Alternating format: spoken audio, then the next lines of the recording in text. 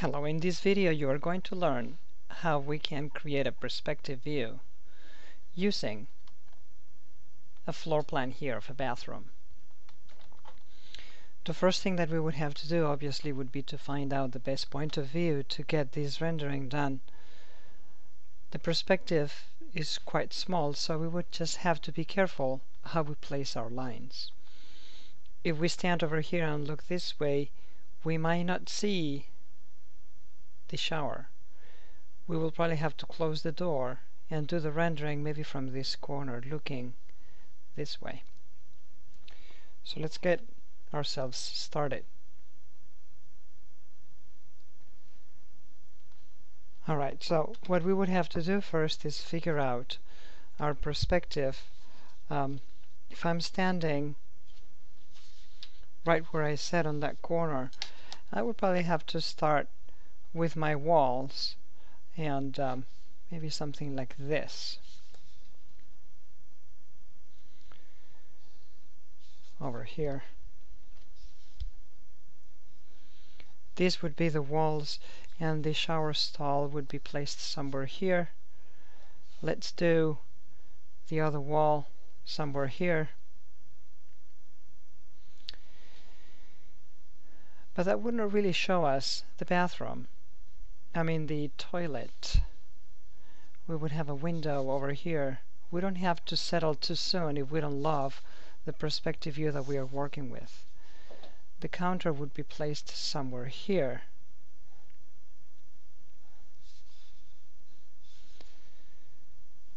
And the shower stall would be somewhere in this location. Do we love it or not? We don't have to settle too soon. If we move more towards this way, we will see less of the sink over here, but we will see more of the toilet there, which now we don't see. And we don't see the door, obviously, that would be placed here because it is behind us. So I might actually scratch this and start all over again. Alright, so we might actually then consider the back wall as our starting point. Maybe somewhere like this. I have a window which is over here, situated in the center. Roughly here. And now maybe what I can do is, if I situate my horizon line here, one vanishing point could be placed there. I can do maybe my bathroom like this, with the intention that I would still be able to show the toilet and the door that we have. These lines that I'm drawing would be the door that we would see on our right. So I am liking this better. Let's mark on the floor where the profile of our sink, it would be somewhere here. This is not a one-point perspective. This is still a two-point perspective because this back wall has perspective to it. Do you guys see top and bottom? We still see where the lines go to the vanishing point on the left.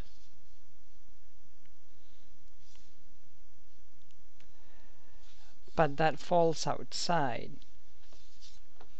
our page size. But certainly the vanishing point on the right falls inside our drawing. And this is what I wanted to mention, that we have the shower stall that kind of covers a big portion of our design. And we have to be good with it. We have to understand that that's what it's going to be. Part of it will be blocked.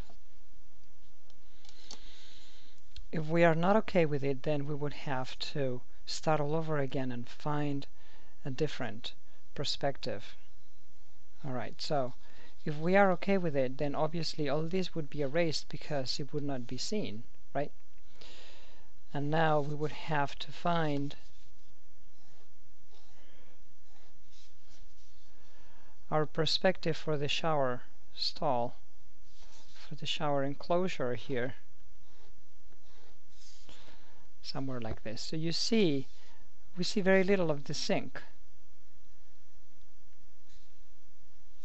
On the other hand, this allows us to really get a sense of the toilet over here, and we said that was important. We wanted to see it.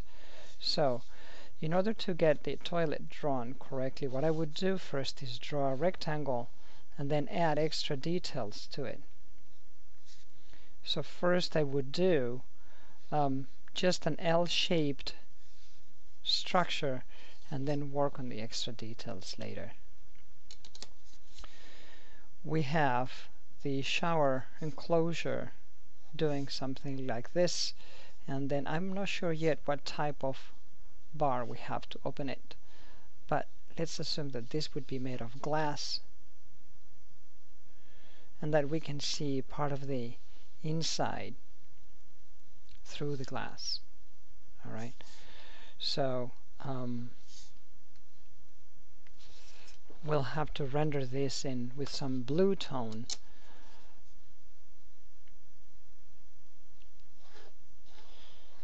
So this edge over here is this corner right there that I have marked on the floor plan. Alright, so once we have the basic layout, we can start adding more detail to it. Alright, so now let's get the toilet drawn.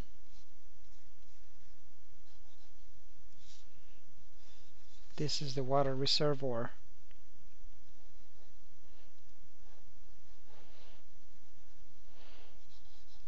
I'm going to draw a generic one but with a modern twist to it, and then we can go ahead later and modify it according to the exact specifications that we have.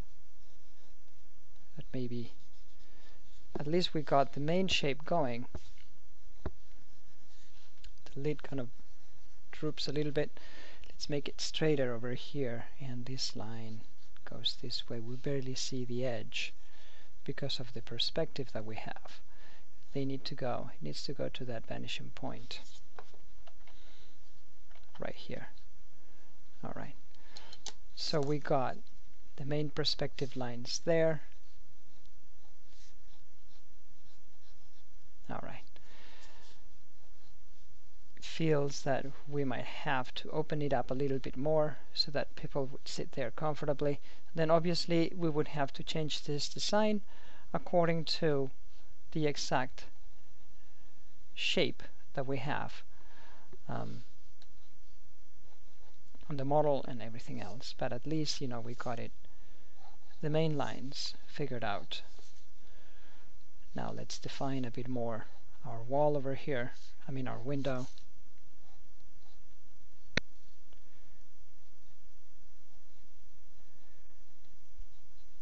Alright, maybe something like this will work. The counter that we can barely see, we can add a toe kick for sure, just to define it more, and then erase a few lines and redraw them to give it a sense of we need to show more detail. Alright, so let's do something like that. I'm not sure how many drawers we would have there. So this would be, for example, our bathroom design, right? So we have a few main lines that get the space drawn. The door, we thought it was important to show it too. So now we can start adding some detail to it, right? Alright, so let's get something like that.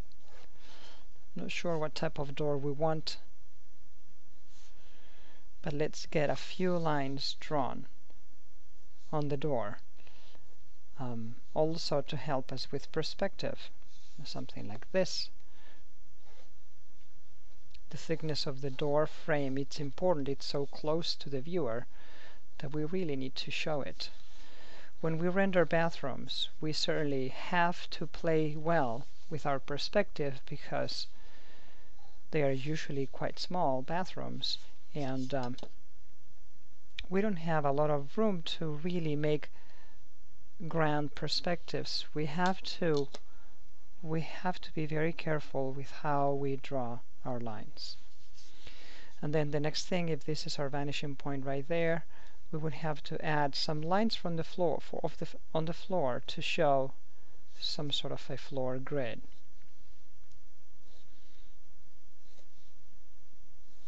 Something like this. And now it becomes even more obvious that this is a two-point perspective. This is not a one-point perspective because we have a floor grid. How about the ceiling? What are we going to do there? What kind of lighting do we have? If you, for example, wanted to have some recessed lights, we can certainly include them in our drawing as ellipses. And I drew these lines to make sure that they were lining up correctly. Let's draw a baseboard here.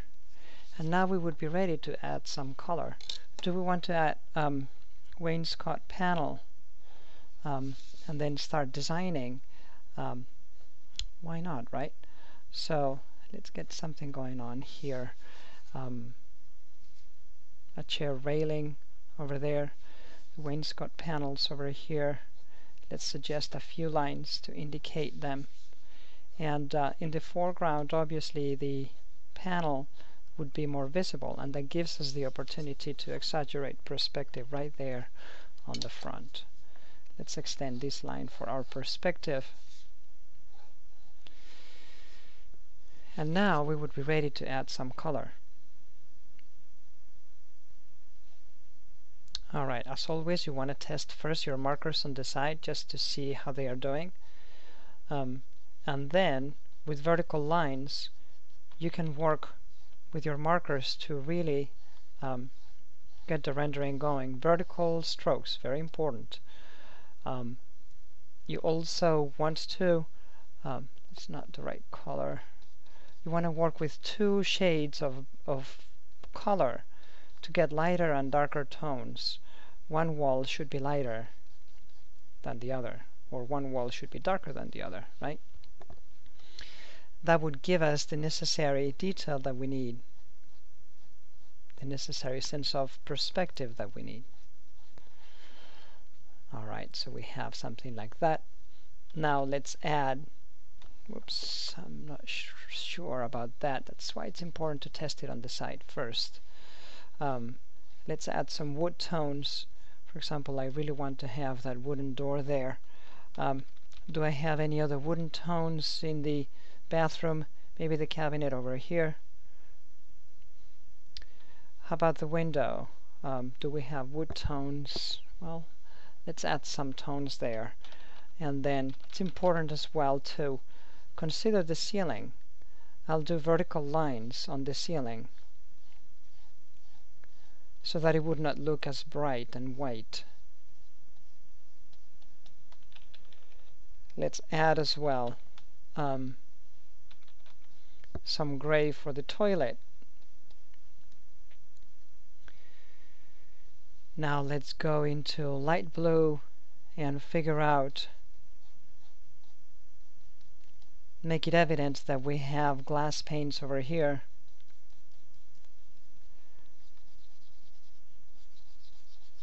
So a lot of blue,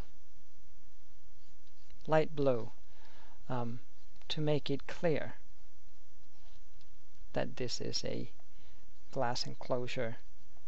Talking about glass, let's add some tones there. What kind of floor do we want? Let's see. I'd rather go for a very dark, like a darker gray tone. If it is reflective, the floor, or has some sheen to it, you need to leave some white spots. That would be the reflection on the floor. Alright, so some of these tiles would be slightly darker just to make them more interesting visually. Let's add some more detail on this door.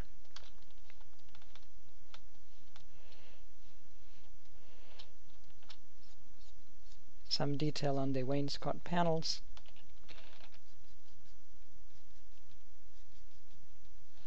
Alright, something like this.